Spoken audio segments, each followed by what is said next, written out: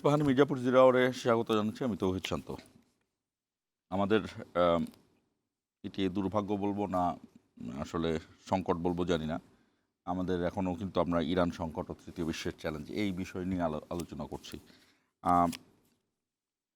Iran Iran এক পক্ষ এবং ইরানের বিপরীতে যুক্তরাষ্ট্র এবং ইসরায়েল, একই সঙ্গে যুক্তরাষ্ট্র ইসরায়েলের সাথে আর অনেকগুলো দেশ কিন্তু আক্রান্ত হয়েছে। ইরানের দ্বারা আক্রান্ত হয়েছে কারণ ওই সবগুলো দেশের মধ্যে সৌদি আরব, কুয়েত, কাতার, এরপর আবুধাবি, এগুলো বিভিন্ন জায়গায়, ইরাক, এদের যুক্তরাষ্ট্রের যে বেইজ আছে, সামরিক স্থাপনা, সামরিক বেইজ, সেই সবগুলোতে ইরান আক্রমণ চালাচ্ছে। এবং ইরানের শেষ ঘোষণা অনুযায়ী মধ্যপ্রাচ্যে কোনো ধরনের সামরিক স্থাপনা, যুক্তরাষ্ট্রের সামরিক স্থাপনা তারা রাখবে না। একই সঙ্গে ইসরায়েলের উপরও তাদের আক্রমণ চলছে।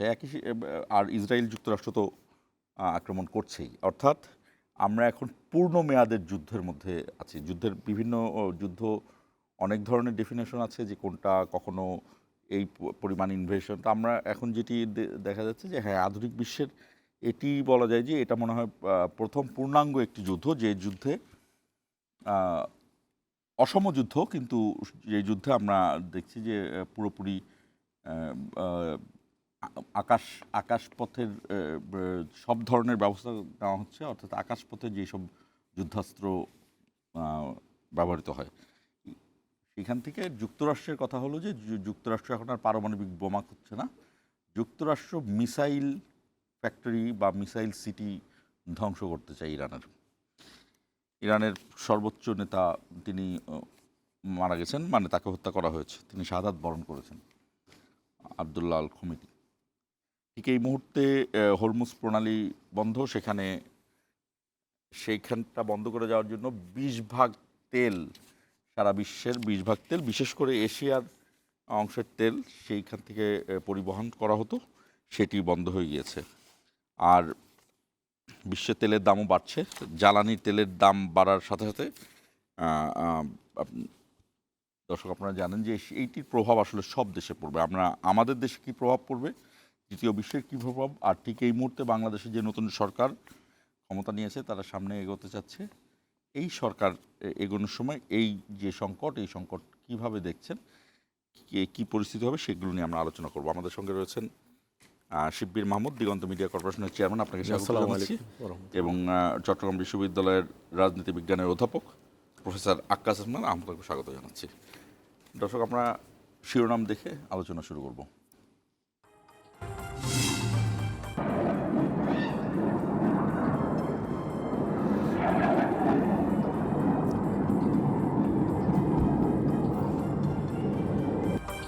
মধ্যপ্রাচ্যের যুদ্ধ দীর্ঘায়িত হওয়ার আশঙ্কা, ইরানে যুক্তরাষ্ট্র ইসরায়েলের হামলার প্রতিবাদ, চীন ও রাশিয়ার ভূমধ্যসাগরে রণতরী পাঠাচ্ছে ফ্রান্স।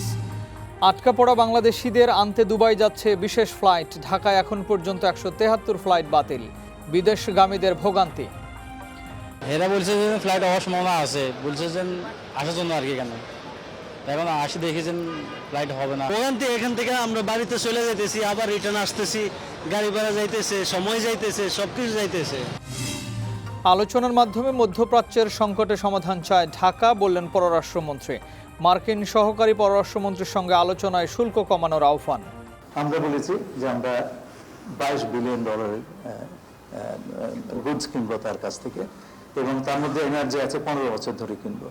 তো আপনারা কম্পেয়ার করবেন যে বাংলাদেশ অন্য দেশের তুলনায় কি কি দিল আর কি কি পেল। দেশে জ্বালানির পর্যাপ্ত মজুদ আছে, যুদ্ধ বিবেচনায় সবাইকে সাশ্রয়ী হওয়ার আহ্বান জ্বালানি মন্ত্রীর। মে মাসে শুরু হচ্ছে গাছ রোপণের কার্যক্রম। এবং চট্টগ্রাম বন্দরের চেয়ারম্যানের বিরুদ্ধে অবৈধ সম্পদ অর্জনের নথিপত্র যাচাই করছে দুদক। সাবেক এমপি মহিউদ্দিন মহারাজের বিরুদ্ধে দুর্নীতির মামলা হবে।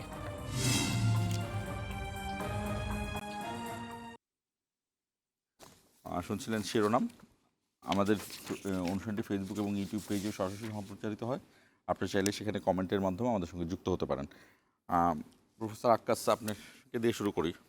আপনি তো রাজনীতি বিজ্ঞানের অধ্যাপক, আপনি এই বিশ্ব রাজনীতি যেটা জিওপলিটিক্সের চূড়ান্ত পর্যায়ে আমরা দেখছি। এটা চূড়ান্ত পর্যায়ে বলতে হলো যে আমরা যদি গত 30-40 বছরের একটা ট্র্যাক দেখি, সেখান থেকে মানে যারা বুঝতেন তারা জানতেন যে একটা সময় ইরানেই যুক্তরাষ্ট্র আসবে, যুক্তরাষ্ট্র আক্রমণ করবে, যেটা এক ধরনের ট্র্যাক রেকর্ড যদি করা হয় যে যুক্তরাষ্ট্র আসলে ইসরায়েলের কথা বলে একটা ইরাক কুয়েত বিভিন্ন জায়গায় গিয়েছেন এবং শেষ পর্যন্ত সেটা এসে ইরান আক্রান্ত হবে বা ইরানকে আক্রমণ করা হবে। এখন এই মুহূর্তে যুদ্ধের পসিবিলিটিটা কি? ইরান কোন অবস্থানে আছেন, এক। আর দুই হলো ইরান হলো শিয়া মুসলিম অধ্যুষিত এবং শিয়া সুন্নির যে এক ধরনের জাতিগত বৈরিতা, যদিও এই বৈরিতায় অনেকে দাবি করে যে এটা যত না শিয়া সুন্নির বৈরিতা, তার চেয়ে বেশি সৌদি আরব এবং সৌদি আরবের নেতৃত্বের যে দেশগুলো সুন্নি মতাদর্শী তাদের এক ধরনের বৈরিতা। সেই জায়গাতে এই ইরান যুদ্ধ, এই যে মুসলিম বিশ্বের মধ্যে এই যে বিভক্তি সৃষ্টি করা আছে শিয়া সুন্নির মাধ্যমে, ইরান যুদ্ধ কোনো প্রভাব রাখলো কিনা? ধন্যবাদ বৈশাখী টেলিভিশনের দর্শক শ্রোতা সংশ্লিষ্ট সবাইকে।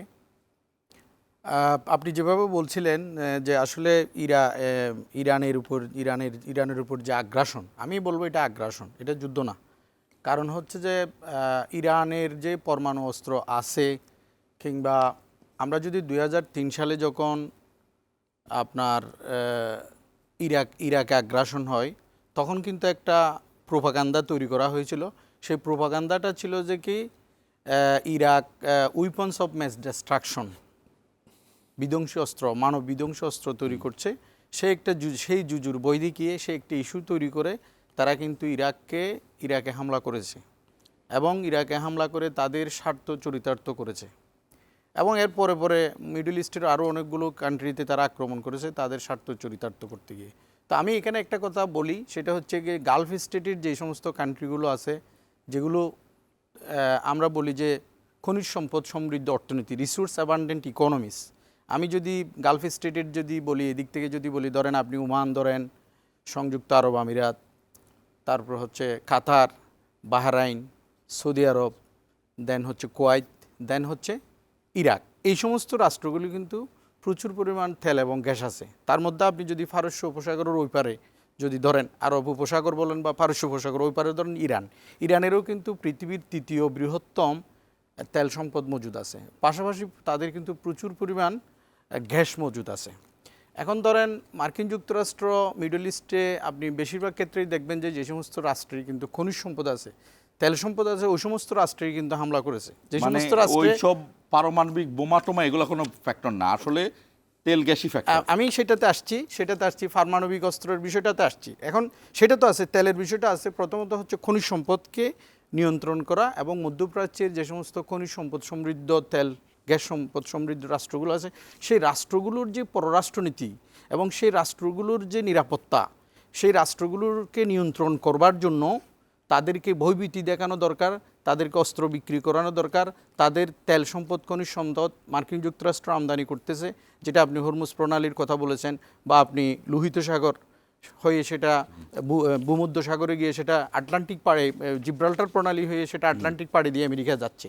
অথবা আপনি যদি এদিক থেকে চিন্তা করেন, কাতার, বাহরাইন, কুয়েত, কিংবা এই যে আপনি ইরাক, সৌদি আরব, আরব আমিরাত এবং ইরানের তেল, সেটা কিন্তু আপনি এই ফারস্য উপসাগর হয়ে সেটা ওমান উপসাগর আসছে, সেখান থেকে আরব সাগর আসছে, সেখান থেকে ভারত মহাসাগর আসছে, সেখান থেকে বঙ্গোপসাগর হয়ে মালাক্কা স্টেট দিয়ে, আন্দামান নিকোবরের পাশ দিয়ে মালাক্কা স্টেট দিয়ে, থাই উপসাগর দিয়ে, ভিয়েতনাম উপসাগর দিয়ে সেটা দক্ষিণ চীন সাগর চলে যাচ্ছে।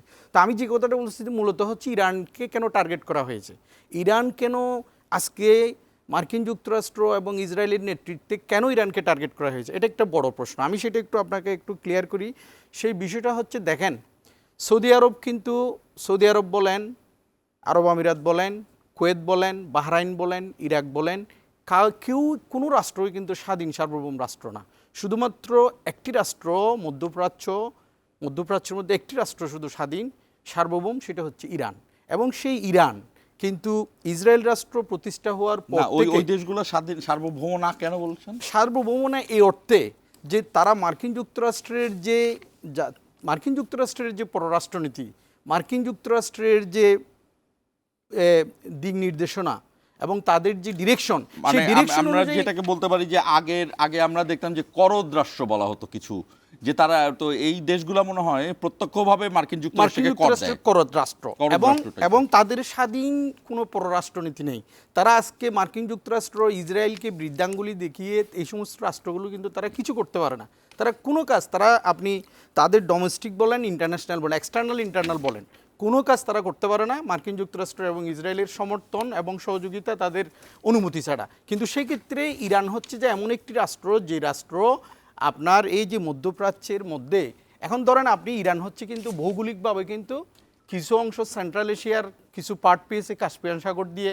আপনি যদি আর্মেনিয়া ধরেন কিংবা আপনি যদি ইরান আসলে অনেক বড় দেশ, অনেক বড় দেশ, সেটা কিন্তু আরব এই যে আপনি গালফ স্ট্রিটও পেয়েছে, আবার এদিকে পাকিস্তান দক্ষিণ এবং এশিয়াও পেয়েছে। সম্ভবত বলা হয় যে ইরান হলো পুরো পৃথিবীর সবচেয়ে সুন্দর জায়গায় অবস্থান সুন্দর করা। জায়গা এবং সেন্টার পয়েন্টে অবস্থিত। এবং কিন্তু এখন দেখেন যে কারণে পারস্য হলো সবার আগে। ইরানের ইতিহাস কিন্তু 1000 বছরের ইতিহাস। আপনি দেখবেন 5,500 বছর। আপনি ইরান কিন্তু কখনো পরাজিত হয়নি, যদিও তুর্কিরা সেখানে অনেক সময় তারা প্রভাব বিস্তার করার চেষ্টা করেছে এবং রাশিয়ানরা প্রভাব বিস্তার করার চেষ্টা, মানে এবং অনেকে বলেন ইউরোপিয়ানরা যে করেছে। পারস্য হলো পৃথিবীর প্রথম সুপার পাওয়ার। এবং মার্কিন যুক্তরাষ্ট্রের ইতিহাস কিন্তু বেশি দিন আগের ইতিহাস না। আমি 1776 খ্রিস্টাব্দে যখন ফিলাডেলফিয়া কনফারেন্স হয়, মার্কিন যুক্তরাষ্ট্রের ফিলাডেলফিয়া একটি কনফারেন্স হয়, সেই কনফারেন্সে জর্জ ওয়াশিংটনের নেতৃত্বে কিন্তু আমেরিকার স্বাধীনতা ঘোষণা হয় ব্রিটিশের বিরুদ্ধে। এরপরে কিন্তু আমেরিকা রাষ্ট্র হিসেবে শুরু করে। তারপর তাদের 100 বছর পর আবার গৃহযুদ্ধ হয়েছে। আমি যে কথাটা বলতেছি সেটা মার্কিন যুক্তরাষ্ট্রের ইতিহাস, কিন্তু ইরানের ইতিহাস অনেক পুরনো। এবং আপনি দেখবেন যে ইরান কখনোই কিন্তু মিডল ইস্টে একমাত্র কান্ট্রি, সেন্ট্রাল এশিয়া বলেন, তারপরে ওয়েস্ট এশিয়া বলেন, পুরো ইয়ের মধ্যে ইরান হচ্ছে একমাত্র স্বাধীন সার্বভৌম রাষ্ট্র। এবং আপনি চিন্তা করে দেখেন ইরানের মতো একটি এত বড় শক্তিশালী সুপার পাওয়ার, সেই সুপার পাওয়ারের মতো একটি কান্ট্রিকে থ্রেট করতেছে ইসরায়েলের মতো আমাদের চট্টগ্রাম জেলার মতো একটি জেলার সম আয়তনের একটি জায়গা, যেখানে জনসংখ্যা হচ্ছে 1 কোটি। তারা কিন্তু ইরানের মতো একটি রাষ্ট্রকে থ্রেট করতেছে। এবং সেই জন্য আমি এখানে এটা একটু ক্লিয়ার করি, যেদিন ইসরায়েল মধ্যপ্রাচ্য থেকে উৎখাত হবে, ইসরায়েল উৎখাত হবে আপনি মনে করছেন? আমি সেটা একটু ক্লিয়ার করি। যেদিন ইসরায়েল থেকে, মধ্যপ্রাচ্য থেকে ইসরায়েল উৎখাত হবে, সেদিন কিন্তু মার্কিন যুক্তরাষ্ট্রের যে পররাষ্ট্রনীতি, মার্কিন যুক্তরাষ্ট্রের যে আধিপত্যবাদী নীতি, মার্কিন যুক্তরাষ্ট্রের যে প্রভাব, একক আধিপত্য, সেটা কিন্তু মারাত্মকভাবে বিপন্ন হবে। এবং ইরানের প্রভাব প্রতিপত্তি প্রতিষ্ঠিত হবে, যার কারণ হচ্ছে মিডল ইস্টের যে এই যে আপনি শিয়া সুন্নি কথাটা বললেন, এটা হচ্ছে ডিভাইড এন্ড রুল পলিসি। আমি এই বিষয়টা নিয়ে একটু ইয়েতে আসবো। এটা আমাদের খুবই সেনসিটিভ ইস্যু বলা হয়। এবং আরও একটা ব্যাপার আছে যে এই যে শিয়া সুন্নি এবং এই যে ইসলামিক হিস্ট্রি বলা হয়, অনেক সময় ইসলামিক হিস্ট্রি না, আসলে এগুলো তো ওয়ার্ল্ড হিস্ট্রি এক একটা জায়গার। এই যে 3টা সিমেটিক রিলিজিয়ান সাধারণত ইহুদিজম, খ্রিস্টানিজম অ্যান্ড ইসলাম, 3টাকে ধরা হয় যে 3টা একই ধরনের। এবং এই শিয়া সুন্নির এক ধরনের বিভক্তি, অনেকে মনে করেন যে আধুনিক এই জামানায় এসে সুন্নি অধ্যুষিত যেই দেশগুলো এই মধ্যপ্রাচ্যের, এই দেশগুলো সরকার ছাড়া ওইখানকার জনগণ, ইনক্লুডিং বাংলাদেশ, ভারত, পাকিস্তানের যে সুন্নি জনগণরা, তারা আয়াতুল্লাহ আলী খোমেনিকে পছন্দ করতেন, যদিও তিনি শিয়া নেতা। এবং দীর্ঘ সময় ধরে যেই ধরনের প্রচারণা ছিল, সেই জায়গাটা আধুনিক এই তরুণদের মধ্যে, তরুণীদের মধ্যে বা জেনজির মধ্যে এক ধরনের প্রভাব রেখেছে এই যুদ্ধের পরে। আপনার কি এটার সাথে কোনো একমত বা আপনি ওই সব জায়গায় ঘুরেছেন, টার্কি, ইরান? আমি একটু পিছনে না গেলে জিনিসগুলো ক্লিয়ার করতে পারবো না, একটু সংক্ষেপে বলবো। ইরানের তেল আবিষ্কার হয়েছে 1908 সালে। সবচেয়ে বড় শোধনাগার হয়েছে 1912 সালে। তখন সব তেল ব্রিটিশরা নিয়ে যেত। আমি সংক্ষেপে বলছি, 1953 সালে যখন ডক্টর মোসাদ্দেক ক্ষমতা ছিল, তাকে সিআইএ এবং ব্রিটিশ MI5 না 6 ওরা তাকে হত্যা করেছে। হত্যা করে রেজা শাহ আলমকে ফিরত আনছে। ওই 50 সাল হইতে 79 সাল পর্যন্ত এই পুরা ব্যবসাটা করছে ইরান ইসরায়েলের সাথে। আমি নিজে সাক্ষী, আমি 72 সালে ইরানে ছিলাম, তেহরানে ছিলাম। আমি দু একটা জু ফার্ম ইন্টারভিউ দেখেছি। আমাকে একটা কথা সবসময় জিজ্ঞাসা করছে, এটা জু ফার্ম, তুমি চাকরি করবা? না, আমার চাকরি নাই। তখন আমি বলছি হ্যাঁ, দিলে করব। তাহলে জুরা ওইখানে প্রতিষ্ঠিত, অধিষ্ঠিত সবই ছিল, এখনও আছে। এখনও আছে। এখনও আমি একজ্যাক্ট নাম্বারটা বলতে পারবো না, তবে বেশ 20,000 ফ্যামিলির মতো আছে শুনছি এরকম। এখন দেখেন আমি কেন এটা দেখলাম, তাহলে ইসরায়েলের তখন ওমান, সৌদি আরব এরা ইসরায়েলকে পছন্দ করতো না 50 সালের দিকে।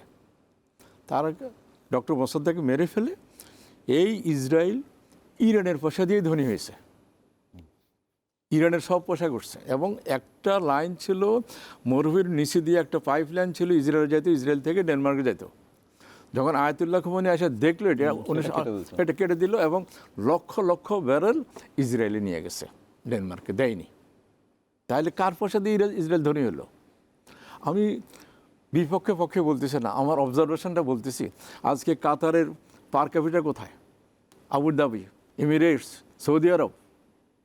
ইরানে যেখানে আমার ভাইজানে বললো যে 3rd largest oil producer, 2nd largest gas producer, তাদের পার ক্যাপিটাল 5,000 কেন? আমি তো মনে করি ইরানের জনসাধারণের সাথে ইরানের শাসন যেরকম রেজা শাহ পাহলভি অন্যায় করেছে সবক দিয়া, আর ইনারাও ইকোনমির ওইভাবে নিতে পারেনি এত বড় মজুদ থাকার পরও। কেন পারেনি? আমার অবজারভেশন হলো তারা হুতিকে পয়সা দিছে, তারা ফিলিস্তিনের পয়সা দিছে, তারা লেবাননের পয়সা দিছে, তাদের জনসাধারণের জন্য তারা কিছু করেনি। Very sorry about it. এই জিনিসগুলো আসতে হবে।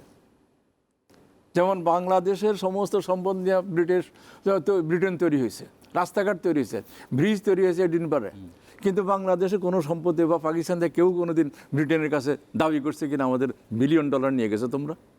শশী থারুর দাবি করে ইন্ডিয়ার থেকে, তাই না? বাংলাদেশে করে নাই, কিন্তু ইন্ডিয়ার এই সংসদ সদস্য $3 বিলিয়ন দিয়েছে জার্মানি, তাদের দেশ শাসন করছে, আমরা করিনি। ইরানের পয়সাটাও ওইভাবে শেষ করছে সবাই, ইরানের জনগণও পয়সা পায়নি। হ্যাঁ, আমরা খুশি হয়েছি তারা ব্যালিস্টিক মিসাইল বাঁধছে। এখন আপনার কথাটা আবার একটু বলেন, তাই নয় কথা আমি বললাম যে শিয়া সুন্নির যেই শিয়া সুন্নির এটা হলো এক ধরনের ইমোশনাল না, এটা আগে ছিল। যখন আমরা যাইয়া যখন ওই যে তেহরানে যখন ছিলাম, তখন আমি আরেকটা কথা চলে আসতেছি। তেহরান যখন, তখন তো আমরা ওই শিয়াদের মসজিদ একরকম, সুন্নিদের মসজিদ আরেক রকম, একটু ডিফারেন্স আছে। কিন্তু এটা যখন 20 শতাব্দীতে আসে, এটা তেমন একটা কাজ হচ্ছে না। কিন্তু তারপরে সেখানে গভর্নমেন্ট চেঞ্জ করার জন্য ইরাক, সিরিয়া এসব জায়গায় শিয়া সুন্নির একটা প্রভাব ছিল। যেন ইরাকে শিয়ারা শাসন করতো, সুন্নি শাসন করতো, শিয়ারা বেশি ছিল। তো এগুলোতে একটা শাসন ব্যবস্থার জন্য একটা ঝগড়া বিবাদ সবসময় ছিল। এবং দেখেন, যখনই এরা ঠিকমতো আসলো, তখনই ইরাক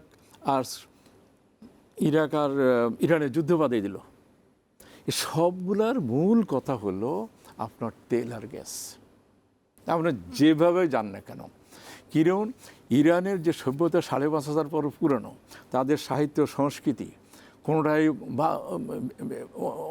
নিচের দিকে যায়নি।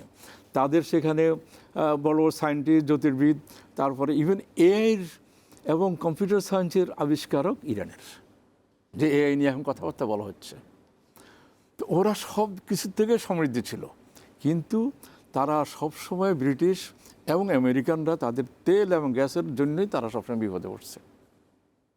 না, আমি বলতে চাচ্ছি যে এই কেন শিয়া সুন্নির কথা বললাম, আপনি ইবনে সাউদের এই হিস্ট্রি জানেন, যে এখনকার যে আধুনিক সৌদি আরব তার এবং এই ইবনে সাউদের বংশধরী সম্ভবত ওই যে সালমান, এখনকার যে যুবরাজ।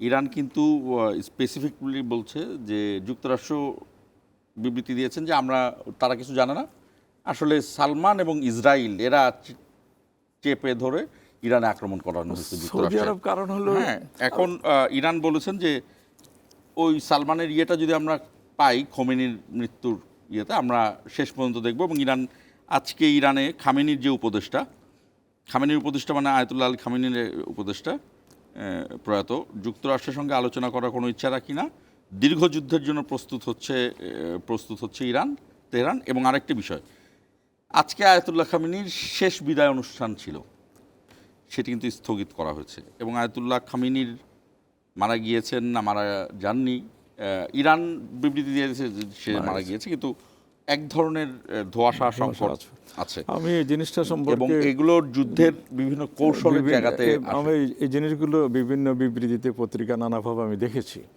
কিন্তু এটা আপনি যেটা বললেন এটা যুদ্ধের কৌশল।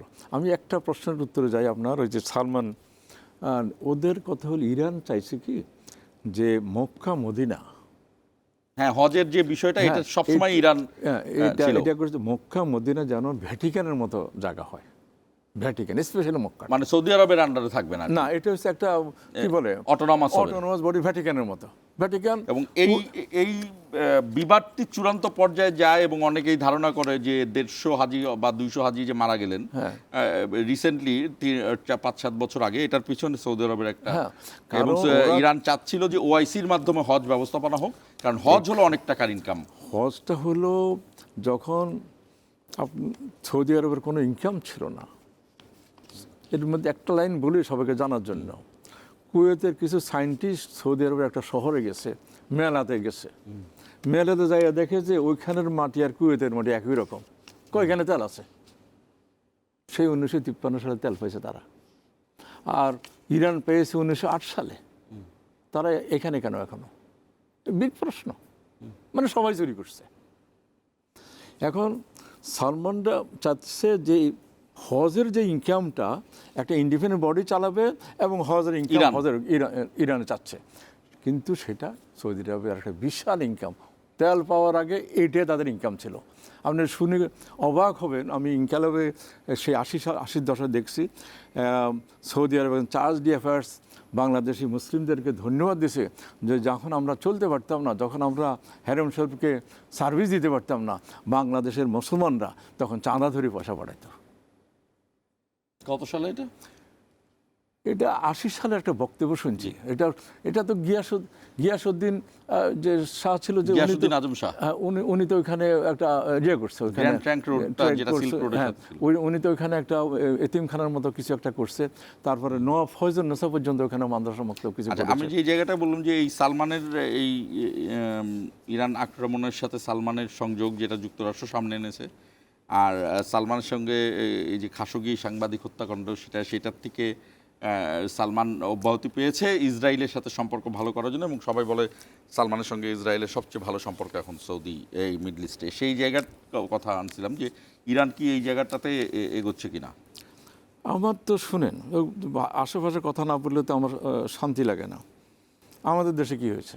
পতিত সরকার, তারপরে পাশের দেশের পতিত সরকার কি ইসরায়েলের সাথে যে সম্পর্ক করেছে সেটা বলছেন? না, সব এক্সপ্লয়টেশন। তারপরে পাশের দেশের গুজরাটে কি হয়েছে? এক্সপ্লয়টেশন। সেই আধারেই নেতানিয়াহু, সালমান আর এনার দুইজন, আরও 2-1জন আছে, এরা একই টাইপের শাসক, একই তাদের নীতি নির্ধারণ, একই জিনিস সাধারণ মানুষের উপর চাপাই দিচ্ছে। কাশোগি কেন মারলো? তাও কোথাও মারলো, টার্কিতে মেরেছে। সহজ ব্যাপার, একজন টার্কিতে মেরেছে, কিন্তু ওখানে টার্কির কিছু করার নেই, কারণ যুক্তরাষ্ট্রের এমবাসির ভিতরে করেছে। আচ্ছা, আমরা একটা বিরতিতে যাব। বিরতিতে যাবার আগে আমি আবারও একটু আমরা এই সময় তো একটু মেটাফরিক্যাল আলোচনা করেছি। আপনারা এটা জানেন আপনি যে এই 5000 বছর আগে ওই যে নেবুচাঁদ যখন বনি ইসরায়েলকে আটকে রেখেছিল, তখনই ইরান তাদেরকে মুক্ত করেছে। সাইরাস, জুলকারনাইন আমরা বলি ইয়েতে। তো এই 4000-5000 বছর আগে আমাদের দেশে না, এখন ওয়ার্ল্ডে এরকম হিস্ট্রি পড়ানো খুব কম হয়, সাধারণ যুবকরা জানে না যে পারস্যের সাথে ইসরায়েলের এক ধরনের সম্পর্কও ছিল, ভালো সম্পর্ক ছিল, যেটি আগে মিডল ইস্টের সাথে ছিল না, এবং এটি উল্টে গিয়ে এখন মিডল ইস্টের সাথে সম্পর্ক বেড়েছে, ইরানের সাথে দ্বন্দ্ব বেড়েছে, এটা ইসলামিক রিপাবলিকের কারণে। ঠিক এই মুহূর্তে ইরান কিভাবে যুদ্ধ চালাবে, এবং এই যুদ্ধ লম্বা হলে আমরা সেগুলো জানি যে বিজনেসে প্রভাব পড়বে, তেলে প্রভাব পড়বে, এই আলোচনা সারা বিশ্বের সব মিডিয়াই করছে। আমি যেটা জানতে চাই যে ইরান কিভাবে যুদ্ধ লম্বা করবে। আপনি তো বললেন যে ইরানের খুব বেশি ইনকাম তো হয়নি, এটি তো খুবই যৌক্তিক ব্যাপার। ইরানের তো এখন যুক্তরাষ্ট্রের মতো আমরা বিরতিতে যাবো, বিরতির পরে শুনবো এটা। দর্শক আমাদের সঙ্গেই থাকুন, 1 মিনিট পরে ফিরছি।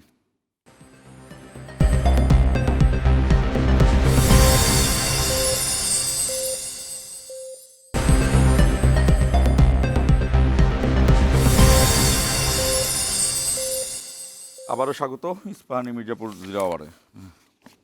ইরান সংকট নিয়ে আলোচনা করছি।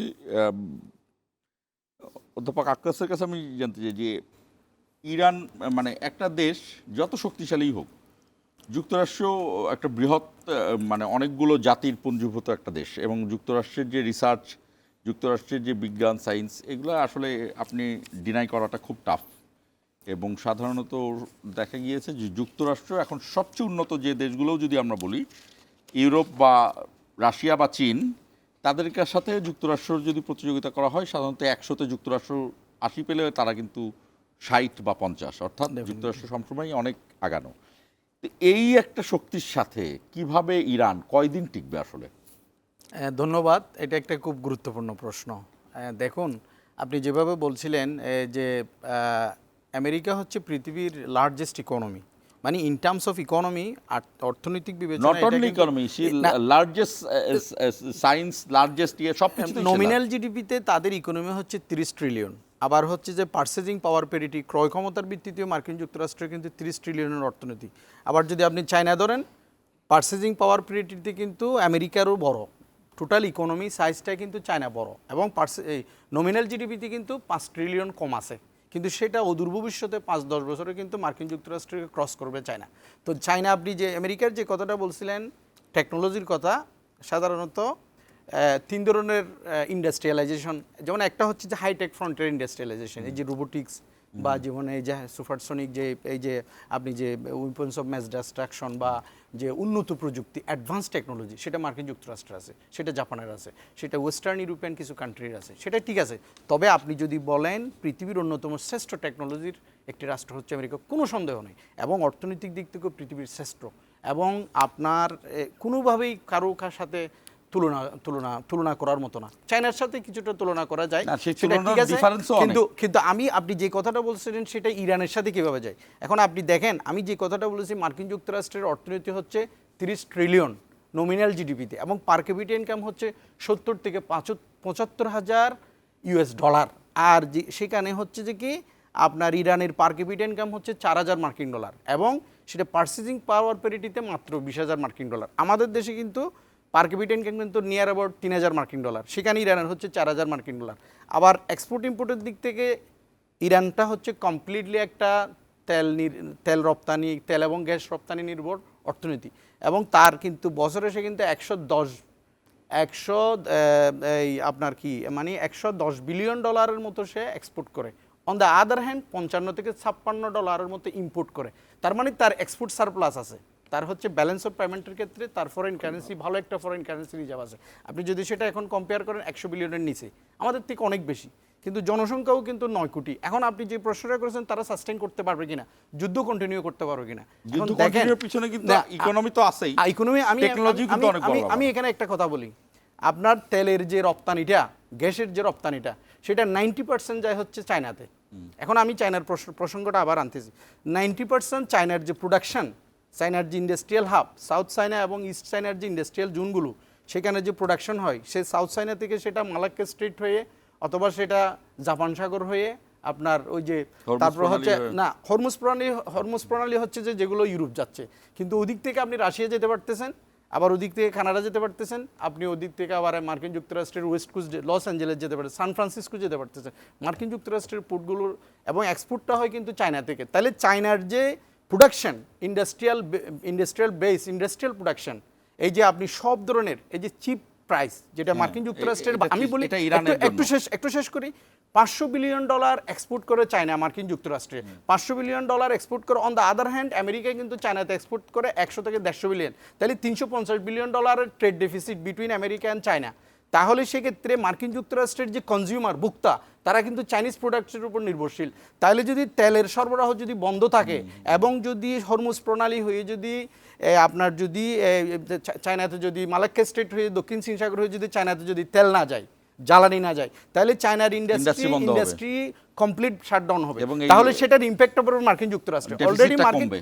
এবং মার্কিন যুক্তরাষ্ট্রের যে কনজিউমার এবং তাদের যে political party, opposition party, civil society এবং তাদের যে বিভিন্ন অঙ্গ সংগঠন, তারা কিন্তু অলরেডি মার্কিন যুক্তরাষ্ট্রের বিরুদ্ধে তারা মিছিল করতেছে, আন্দোলন করতেছে, এবং বিশ্বের বিভিন্ন জায়গায় কিন্তু ইভেন ইউরোপও কিন্তু এফেক্টেড হবে। কারণ এই শুধুমাত্র আমেরিকা না, আপনি ইউরোপের যদি বাজার ধরেন, সেখানে 300-350 বিলিয়ন এক্সপোর্ট করা হচ্ছে চায়না, তাদের মার্কেটও কিন্তু চায়নার উপর। আবার চায়নাকে সেই আপনার লজিস্টিক সাপোর্টটা দিচ্ছে কে? এই যে জ্বালানির মাধ্যমে সেটা দিচ্ছে ইরান। তাহলে ইরানকে টিকিয়ে রাখাটা মার্কিন যুক্তরাষ্ট্র এবং এই আপনার ইউরোপিয়ান ইউনিয়নের স্বার্থ। কিন্তু কেন মার্কিন যুক্তরাষ্ট্র ইরানে হামলা করতেছে? তাহলে কেন করতেছে? এখানে একটা পলিটিক্স আছে। সেই পলিটিক্সটা হচ্ছে কি, আমি আগেই বলেছি, মার্কিন যুক্তরাষ্ট্র একটি সাম্রাজ্যবাদী রাষ্ট্র। তার মূল স্বার্থটা হচ্ছে অস্ত্র বেচা কিনা করা, মানুষকে হুমকি দেওয়া, রাষ্ট্রকে হুমকি দেওয়া, তাদের পররাষ্ট্রনীতিকে নিয়ন্ত্রণ করা, তাদের ফরেন কারেন্সি ডলার বেসড ইকোনমিকে সাস্টেইন করা, তার যে ডলারের যে অর্থনীতি আপনি জানেন, এটা হয়তো আপনি জানেন যে চায়নার সাথে কিন্তু ইরান কিন্তু ইউয়ানে লেনদেন ট্রানজ্যাকশন করতেছে, ডলারে না। এটা এবং একটা প্রধান অন্যতম কারণ। এটা একটা কারণ। আরেকটা কারণ হচ্ছে যে ইরান যদি কোনো কারণে যদি পরমাণু অস্ত্রের অধিকারী হয়ে যায়, তখন মধ্যপ্রাচ্যে ব্যালেন্স অফ পাওয়ার হবে, ক্ষমতার ভারসাম্য হবে। যেমন দক্ষিণ এশিয়ায় ব্যালেন্স অফ পাওয়ার হয়েছে কিভাবে? যখন আপনি পাকিস্তান যদি পরমাণু অস্ত্রের অধিকারী না হতো, তখন কিন্তু পাকিস্তানের যুদ্ধ এখনো চলতো, এখনো কিন্তু ইন্ডিয়া মারতো। তাহলে সেই ব্যালেন্স অফ পাওয়ারের জায়গায় যদি ইরান যদি পরমাণু অস্ত্রের অধিকারী কোনো না কোনোভাবে হয়ে যায়, তখন কিন্তু ইসরায়েল যে ফিলিস্তিনিদেরকে মারতেছে, ইসরায়েল যে লেবানিজদের, সিরিয়ানদের মারতেছে, এবং এই যে গণহারে যেখানে সেখানে হামলা করতেছে, হুতিদেরকে মারতেছে ইয়েমেনে, প্রত্যেক জায়গায় সে একটা নৈরাজ্য সৃষ্টি করছে, কোনো দেশের সার্বভৌম ক্ষমতা, সংবিধান লঙ্ঘন করতেছে। এবং মার্কিন যুক্তরাষ্ট্র স্বয়ং এই যুদ্ধের মধ্যে দিয়ে জাতিসংঘের অনুমোদন না নিয়ে তারা কিন্তু মার্কিন যুক্তরাষ্ট্রের সংবিধান লঙ্ঘন করেছে। তাহলে আমি যে কথাটা বলতে চাচ্ছি সেটা হচ্ছে ইন্টারডিপেন্ডেন্সি যে ব্যাপারটা। সেজন্য আমি বলবো যে ইরান যুদ্ধ আমরা যেভাবে মনে করতেছি, কেন ইরান সমঝোতা করতেছে না, এখানে একটা বিষয় আমি ক্লিয়ার করি। ইরান সমঝোতা করতেছে না এই জন্য ইরান জানে যে ইরান কত গুরুত্বপূর্ণ, হরমুজ প্রণালী কত গুরুত্বপূর্ণ, কারণ সারা ইউরোপিয়ানদের তো জ্বালানি নেই। মোহাম্মদ আপনার কাছে আসবো। আমরা বুঝতে পারলাম যে এই উনি ভালো মানে পুরোপুরি ইকোনমি থেকে শুরু করে মানে পুরো জিও পলিটিক্সে ইরানের যে অবস্থান এটা বললেন। আমি আপনার কাছে জানতে চাই যে খোমেনি মারা গিয়েছে কিনা। এটা কেন জানতে চাইলাম, তারা কিন্তু জানাজা পড়ায়নি, গায়েবানা জানাজা পুড়িয়েছে। তারপর খোমেনির আজকে ছিল শেষকৃত্য অনুষ্ঠান, সেটা আবার স্থগিত করা হয়েছে। এবং ইরান এই ধরনের কৌশল, যেমন ইরান এখন বলছে যে তারা যে বিভিন্ন ইসরায়েলের গুপ্তচরদেরকে যে এখানে রাখা হতো, এবং একজন জেনারেলের কথাও বলল, তারা সেটা জেনেই বলে তাকে গুপ্তচরগিরি করতে দিত। অর্থাৎ ইরান এটা বুঝতে পারতো যে এটাকে বলা হচ্ছে থার্ড টায়ার স্পাইং। ইরান জানে যে তার এই অফিসার গুপ্তচর, তারপরেও তাকে সে রেখেছে। আমি জানি না কেন রাখতো, নিশ্চয়ই কোনো কারণ আছে। নিজেই খবরটা দেখেছি, আমি তো এই জায়গাগুলো একটু আমার খুবই কনফিউজড। এটা কোনো তাদের ওয়ারের জন্য কোনো কৌশল কিনা, এটা আমার সন্দেহ হচ্ছে।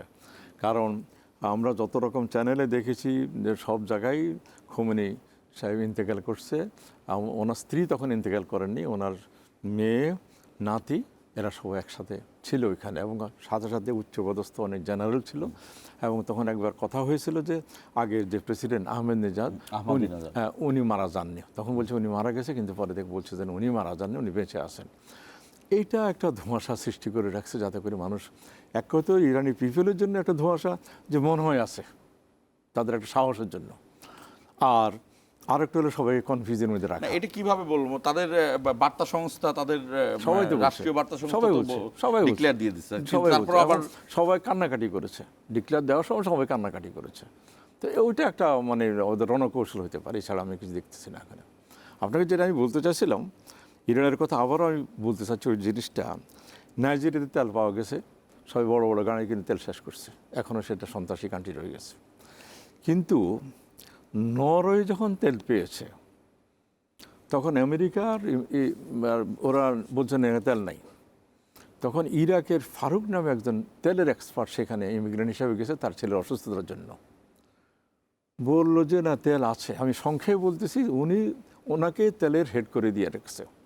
তখন ওরা চিন্তা করছে যে এত লোক সংখ্যা এত কম, এত তেল আসবে, এত পয়সার মানুষ তো নষ্ট হয়ে যাব।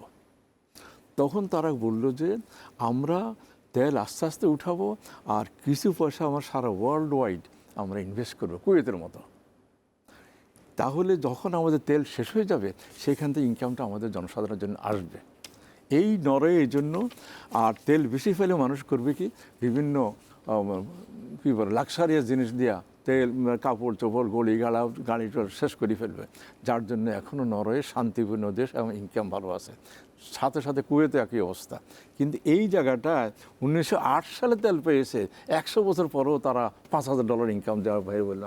আমিও জানি $5,000, $4,500, $5,000 ইনকাম। এটা কিন্তু ইরান বড় যেই- ব্যর্থতা। যেই এটা ইসলামিক তাদের- রিপাবলিকে ছিল, এই অবস্থায় তো দেশগুলো আরো বেশি উন্নত হয়। হ্যাঁ, তাদের এটা বড় ব্যর্থতা। তারা তাদের উন্নয়ন না করে তারা এটা তাদের ব্যর্থতা না বিভিন্ন ধরনের নিষেধাজ্ঞার কারণে হয়েছে? না, নিষেধাজ্ঞা সেদিন হয়েছে, আগে নিষেধাজ্ঞা ছিল না। নিষেধাজ্ঞা যখন হয়েছে তখন প্যালেস্তাইনে সাহায্য করেছে, হুতির সাহায্য করে, তারপরে নিষেধাজ্ঞা হয়েছে। তারা তাদের দেশকে আরও উন্নতি করলো না কেন?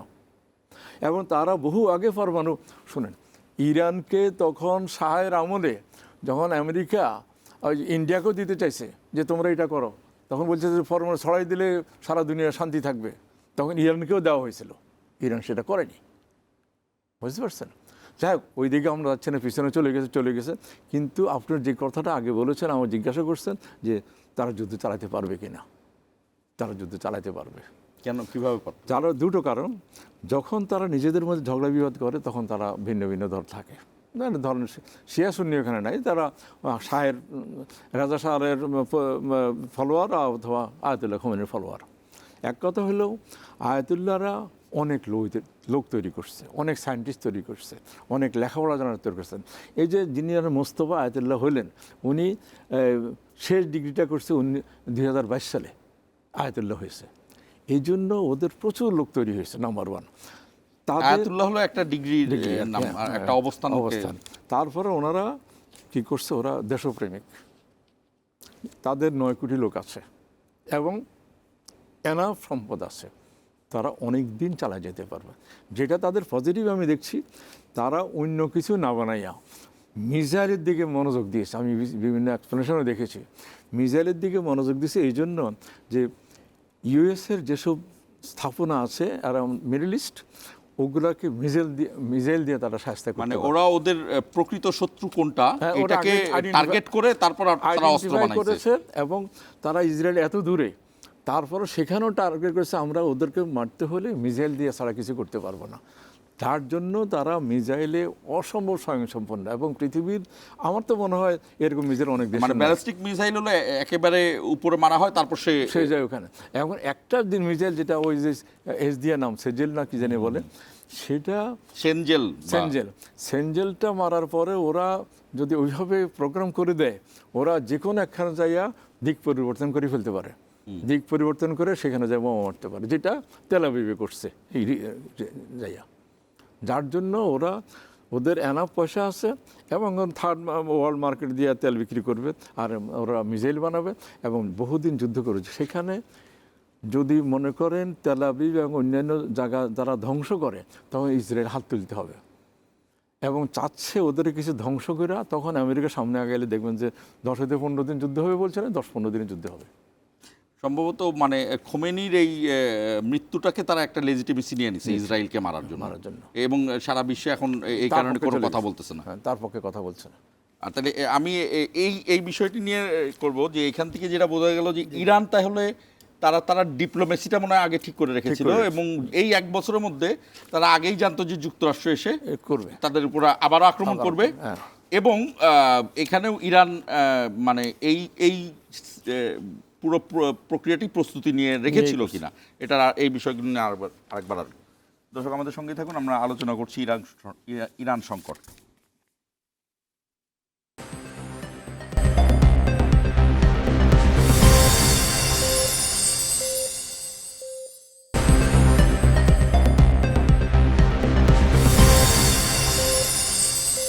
আবারও স্বাগত ইস্পাহানি মির্জাপুর জিরাওয়ার। আমি একটু যে কথাগুলো বলছিলাম যে আমরা এর আগের আলোচনায় যেটা মানে এর সাধারণভাবে ধারণা করা যে ইরান এই যুদ্ধের প্রস্তুতি সে আগে, মানে ইরান একদম কনফার্ম ছিল যে যুক্তরাষ্ট্র তাকে আক্রমণ করবেই, এবং সে ইকোনমি থেকে শুরু করে বিভিন্ন ধরনের ইকুয়েশন সে প্লাস করছে।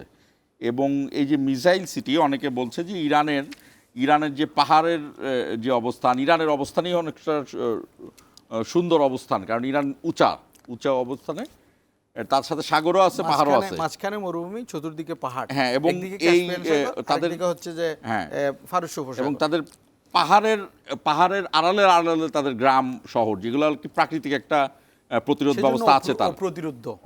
তো সেই জায়গা থেকে ইরান ভৌগোলিক কারণে। অনেককে বলছে যে মিসাইলগুলা এবং এই পারমাণবিক, যেটা আপনি বলতে পারবেন যে আপনি সায়েন্সের লোক, 20 সেন্ট্রিফিউজের মতো করলে মনে হয় মেডিকেল টেডিকেল এই পর্যন্ত 60 সেন্ট্রিফিউজের দিয়ে তো অলরেডি ইরান বলে 60 সেন্ট্রিফিউজের মতো করছে, এই ধরনের একটা ধারণা পাওয়া যাচ্ছে, যদিও আমাদের কাছে সূত্র নাই। তো সেই ক্ষেত্রে ইরান কি আগেই এই প্র্যাকটিসগুলো করে নিয়েছিল কিনা যে আমেরিকা আমাদেরকে আক্রান্ত হবে, আচ্ছা, খোমেনির মৃত্যু হলেও আমরা এগিয়ে যাবো? ধন্যবাদ। দেখুন, এখন বিষয়টা হচ্ছে কি, আপনার এই গত 8 মাস আগে কিন্তু ইরানে একটা হামলা হয়েছিল, বা পারমাণবিক চুল্লিতে একটা হামলা হয়েছিল, এবং তখন কিন্তু মার্কিন যুক্তরাষ্ট্রের ট্রাম্প কিন্তু বলেছে যে সব শেষ, এখন সব শেষ। এখন আবার 8 মাস পরে আবার হামলা করে বলতেছে যে তোমরা চুক্তিতে আসো, চুক্তি না করলে আমরা ডিলে না আসলে আমরা অবশ্যই হামলা করব, আমরা এই ইউরেনিয়াম সমৃদ্ধ করে এনরিচমেন্ট আমরা করতে দেবো না, পরমাণু অস্ত্রের অধিকারী হতে দেবো না। আমি যে কথাটা বলতে চাচ্ছি যে ইরান এমন একটি রাষ্ট্র, এটার যে ডিজায়ার, এটার যে একটি অ্যাম্বিশন, সেই অ্যাম্বিশন থেকে ইরান কখনো সরে আসবে না। এবং যদি ইরানের যদি নেতৃত্বের পরিবর্তন আসে এবং সামরিক বাহিনীর শীর্ষ নেতৃত্বেও যদি পরিবর্তন আসে, সেক্ষেত্রেও কিন্তু ইরানের এটা চেঞ্জ হবে না। শুধুমাত্র যদি আপনার যে এই যে আপনার যে 80-র দশকে, যে 50 থেকে 80-র দশকে যে রাজতন্ত্র ছিল ইরানের, যে রাজনৈতিক ব্যবস্থায়, তারা যদি ক্ষমতায় আসে এবং মার্কিন যুক্তরাষ্ট্র এবং ইউরোপের সাথে যদি তারা লিয়াজো মেনটেন করে, অ্যালায়েন্স করে, রেজা শাহ বলছে যে সে এখন গেলে বলে তাকে মেরে ফেলবে। না, এটা আমি একটু বলি, সেটা হচ্ছে যে সেজন্য ইরানের কখনোই উচিত হবে না যে আমি পরমাণু অস্ত্র, ঠিক আছে আমি ধরে নিলাম পরমাণু অস্ত্র ক্ষতিকর, কিন্তু কখন ক্ষতিকর? আপনি একজনের হাতে পরমাণু অস্ত্র থাকবে, বাকি সবাই নিরস্ত্র থাকবে, তখন তো সে কিন্তু সুপ্রিম পাওয়ারের অধিকারী হবে এবং সার্বভৌম ক্ষমতার অধিকারী হবে, সে সবাইকে থ্রেট করবে এবং সবাইকে সে ব্যবহার করবে। সেই জিনিসটা হয়েছে এই মধ্যপ্রাচ্যে। ইসরায়েলের হাতে পরমাণু অস্ত্র আছে, আর কারো হাতে পরমাণু অস্ত্র নয়। সেইখানে একটা ব্যালেন্স অফ ক্ষমতার ভারসাম্য দরকার। সেই ক্ষমতার ভারসাম্যের জন্য ইরানের পরমাণু অস্ত্রের অধিকারী হওয়া দরকার। যখন ইরান পরমাণু অস্ত্রের অধিকারী হবে, তখন কিন্তু ফিলিস্তিনি নিরীহ নারী শিশু মারা যাবে না। এখন আপনার কি মনে হচ্ছে যে ইরান আসলে তাদের ওই কার্যক্রম চালাতে পারে এবং চালাবে? এবং আমি এখানে আরেকটা কথা বলি, সেটা হচ্ছে কি, আপনি দেখেন 2001 সালে যখন আফগানিস্তানের তালেবানের যখন পতন হয়, তখন কিন্তু সেখানে তালেবান কিন্তু একেবারে মানে উৎখাত হয়ে যায়নি, তারা কিন্তু সরকার পরিবর্তন হয়েছে, রিজিম পরিবর্তন হয়ে এরপরে সেটা কিন্তু রিভাইভ করেছে। শেষ পর্যন্ত মার্কিন যুক্তরাষ্ট্র তালেবানের সাথে চুক্তি করে সেই আফগানিস্তান থেকে তারা পালিয়েছে। এখন কিন্তু তালেবানদের সাথে তাদের একটা কূটনৈতিক সম্পর্ক আছে। তালেবানরা কথা, এখন ঠিক আমি যে কথাটা বলবো, ইরানের ক্ষেত্রেও কিন্তু সিরিয়া, আফগানিস্তান, লিবিয়া, এই সমস্ত দেশের যে সামরিক শক্তি, সেটার সাথে তো ইরানের মিলালে হবে না। ইরান হচ্ছে যে ইরানের যে সামরিক শক্তি, ইরানের যে তেল সম্পদ, গ্যাস সম্পদ, তার সামরিক বাহিনী, তার ভূখণ্ড, বিশাল ভূখণ্ড, এবং তার যে ইতিহাস, ঐতিহ্য, সংস্কৃতি, তার যে আঞ্চলিক যে প্রভাব, সেটার কারণে ইরান অবশ্যই যুদ্ধ করতে পারবে এবং টিকে থাকবে। আমি শিবির মোহাম্মদ, আমি একটু ফ্যাক্টের বাইরে গিয়ে এক ধরনের সুফি মতবাদ আছে যে ইরানের আকৃতি অনেকটা হৃৎপিণ্ডের মতো, পৃথিবীর হৃৎপিণ্ডের মতো, এ ধরনের বেশ কিছু প্রচারণা আছে। আর আরও একটা ব্যাপার, ইরানের সুপ্রিম লিডার, মানে এখনকার যে ইসলামিক রিপাবলিক, তার স্ট্রাকচার হলো, তাদের সুপ্রিম লিডার হলো ইমাম মাহদির পরের জন হলো আয়াতুল্লাহ খোমেনি। এটা হলো তাদের একদম স্ট্রিক্টলি গভর্নমেন্ট স্ট্রাকচার, এবং তারা এই ধর্মীয় জায়গাটাকে তারা হোল্ড করে আগাচ্ছেন, যে তারা ইমাম মেহেদির জন্য তারা আসলে, আমি শেষ করি, আপনি তারপরে এটা নিয়ে বলবেন। এবং এই ইমাম মেহেদি আসবেন এবং খোরাসান থেকে দাজ্জালকে তারা, মানে এটা আমাদের ধর্মীয় জায়গা থেকে আসে, এবং ইরান আসলে এই স্ট্রাকচারে তাদেরকে তৈরি করছে এবং বিভিন্ন দেশে সেই ইয়ে করে। আয়াতুল্লাহ খোমেনির ওই পদটা এক ধরনের সুফি সাধকেরও পথ তারা করে। এই জায়গাগুলোকে সামনে নিয়ে ইরান আসলে এই কোথায় আগাচ্ছে? আমি বলি আপনাকে, তারা যদিও আমার এটা এইভাবে বলা উচিত হবে না, তবে আপনার ক্লিয়ারের জন্য আমি বলতেছি। না, উচিত হবে না কেন? এখন আমরা খোলামেলা কথা বলবো, তো আপনাকে ধরে নিয়ে যাবেন। সবাই বিশ্বাস করবে না, কিন্তু কিছু লোক ওদের ওখানে নিচের দিকে যারা জনসাধারণ, তারা একটা বিশ্বাস করে, নাউজুবিল্লাহ, যে ওহিটা হযরত আলীর কাছে আসার কথা ছিল, এটা ভুল ওইখানে গেছে। তো এইসব মতবাদ নিচের দিকে আসে, ওরা কিছু কিছু বিশ্বাস করে, এবং ওখানে দেখা যায় যে হযরত আলীর ছবি টবিও আছে, যেটা আমরা কখনো দেখিনি, কখনো আসে না। এর কিছু অন্ধবিশ্বাস কিছু আছে, আর এগুলোকে মানুষকে প্রভোকেশন, এগুলো মানুষকে উজ্জীবিত করার জন্য এসব বলে। আসলে এগুলো নিয়ে আসলে ওরকম চিন্তা না, কিন্তু তাদের মেইন শক্তি হলো তারা কখনো ডিপ্লোমেসিতে আগে যাচ্ছে, কখনো পিছিয়ে যাচ্ছে। দেখুন একটা এক্সাম্পল দিই আপনাকে, যে কিছুদিন আগে সৌদি আরব আর পাকিস্তানের মধ্যে একটা মানে আর কি বলে এটাকে, একটা চুক্তি হয়েছে, আকাশ প্রতিরক্ষা চুক্তি। আকাশ প্রতিরক্ষা চুক্তি, এবং তার কিছুদিন পরে আফগানিস্তানের সাথে পাকিস্তানের ঝগড়া লাগাই দিছে। এগুলা কে করতেছে? আমেরিকা করতেছে, এবং সেটা তারা নেগোশিয়েট করতেছে ঠিক সেই সময় ওদেরকে মেরে ফেলছে নিয়ে,